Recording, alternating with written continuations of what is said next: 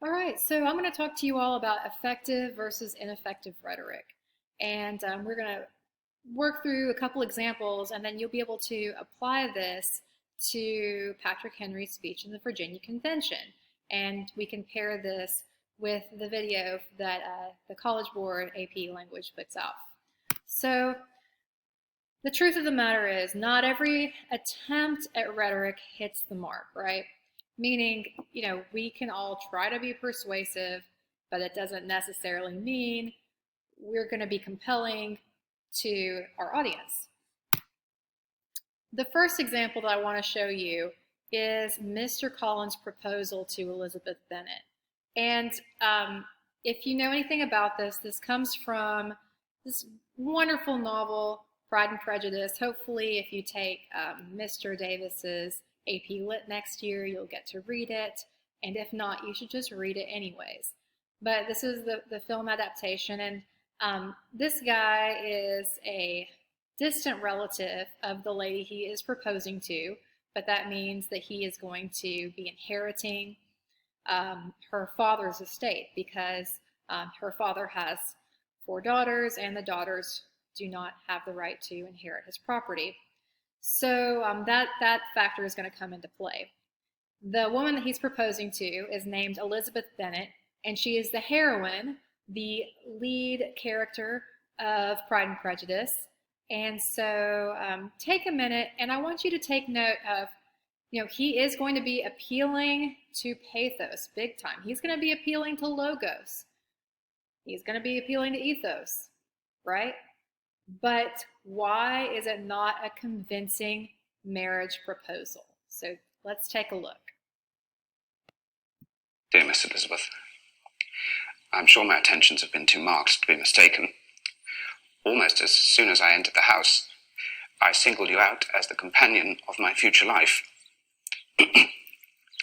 But before I am run away with my feelings, perhaps I may state my reasons for marrying. Firstly, that it is the duty of a clergyman to set the example of matrimony in his parish. Secondly, that I am convinced it will add greatly to my happiness. And thirdly, that it is at the urging of my esteemed patroness, Lady Catherine, that I select a wife. My object in coming to Longbourn was to choose such a one from among Mr. Bennet's daughters, for I am to inherit the estate, and such an alliance will surely suit everyone. And now, nothing remains but for me to assure you in the most animated language of the violence of my affections. Mr. Collins! And that no reproach on the subject of fortune will cross my lips once we're married. You are too hasty, sir. You forget that I have given no answer. I must add that Lady Catherine will thoroughly approve when I speak to her of your modesty, economy, and other amiable qualities. Sir, I am honoured by your proposal, but I regret that I must decline it. I know ladies don't seek to seem too eager. Mr. Collins, I am perfectly serious. You could not make me happy, and I'm convinced I'm the last woman in the world who could make you happy. I flatter myself, cousin, that your refusal is merely a natural delicacy. Besides, you should take into account that despite your manifold attractions, it's by no means certain that another offer of marriage may ever be made to you. Mr. Collins! So I must conclude that you simply seek to increase my love by suspense. Sir! According to the usual practice of elegant females. Sir! I am not the sort of female to torment a respectable man. Please understand me. I cannot accept you. Okay, poor Mr. Collins. What's not working for him? Well, let's first of all think about his appeals to reason. Are these advantages that would appeal to his intended bride or advantages to himself? He's telling her she should marry him because when her parents die, he is going to inherit their property. Well, that may not really be appealing to her to think about the loss of her family, the fact that she doesn't have the right to property, right? Saying things like, if you don't marry me, maybe no one else will want to marry you. Again, not really appealing to her sense of reason. How does he appeal to her emotions? Um,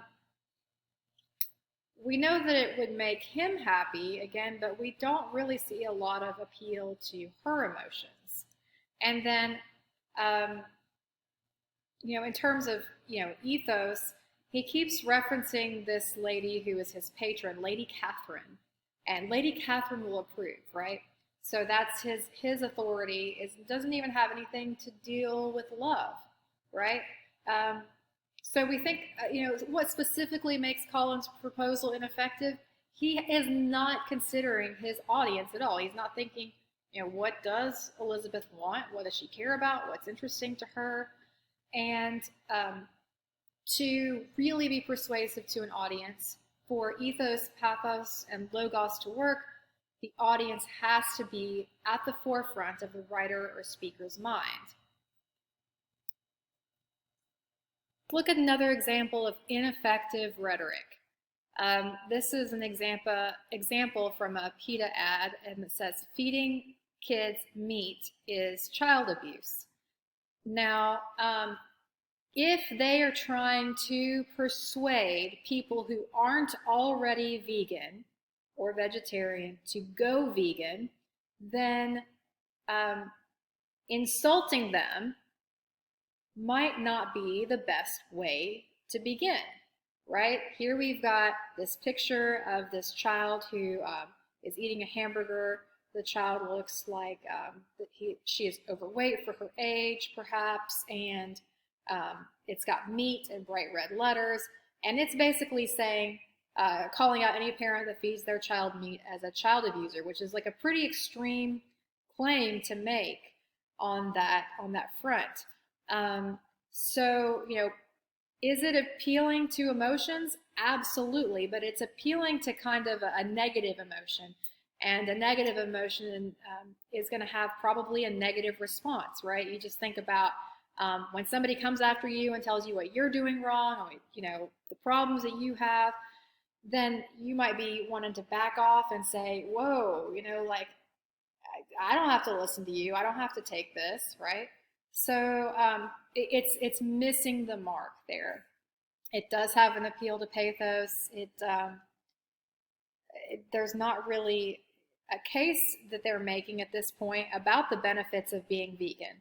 Now, if they were to take a different approach, maybe they show a happy child eating vegetables, right?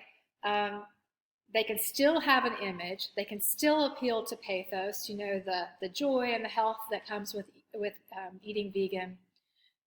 They can add in some facts or statistics about environmental benefits or health benefits, but that may be a more positive way to, as we talked about, build common ground with their audience, not just preaching to the choir kind of thing. Okay, so I have jumped over to Canvas and I'm looking at the assignment for today, Speech in the Virginia Convention. And I'm scrolling down. First of all, I'm looking at this depiction of Patrick Henry here giving his speech. And we're again talking about what makes this speech effective. So here we are. You're going to download the speech, right? And then you can listen to a reading of it as you follow along with the text here on this video. I think it's about 7 or 8 minutes to listen to it. And it's pretty well read. So you're also, as you're reading this, we've just looked at these examples of ineffective rhetoric. And I want just to note, before we get into this, that Patrick Henry's speech was very effective. Virginia did join the cause to take up arms against the British in the Revolutionary War.